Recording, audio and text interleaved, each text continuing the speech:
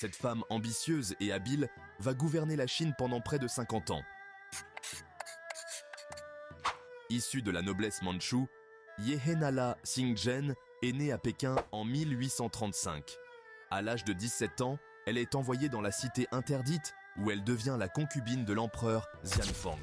Parmi les nombreuses concubines impériales, elle est la seule à donner naissance à un fils qui devient alors l'héritier de l'empire. À la mort de l'empereur, en 1861, c'est son fils de 5 ans, Tongji, qui lui succède. Trop jeune pour régner, il laisse le pouvoir à sa mère, qui prend alors le nom de Cixi, qui signifie « mère vénérable ». Très vite, elle impose son autorité, écarte ses rivaux et les anciennes concubines, et s'octroie le titre d'impératrice douairière, qui était habituellement destiné aux épouses officielles des empereurs défunts. Même lorsque Tongji est en âge de régner, Cixi gouverne dans l'ombre, imposant sa volonté à travers son fils.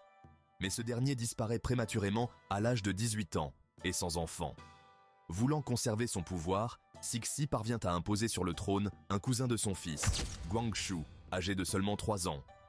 À la tête de l'empire, Cixi modernise la Chine. Elle renforce l'armée, fait construire des chemins de fer et ouvre les premières industries. Mais malgré cela, elle reste une fervente conservatrice et refuse d'abandonner le style traditionnel pour la mode européenne. Elle réprime les révoltes, censure l'opposition et fait face à l'Occident, qui grignote peu à peu l'empire chinois. Le jeune empereur Guangxu disparaît à son tour sans héritier en novembre 1908. Souffrante, Cixi insiste tout de même pour introniser le nouveau souverain. C'est un petit cousin de 2 ans, Puyi, qui est reconnu empereur de Chine. Cixi s'éteint le lendemain, à l'âge de 72 ans, après un demi-siècle de règne.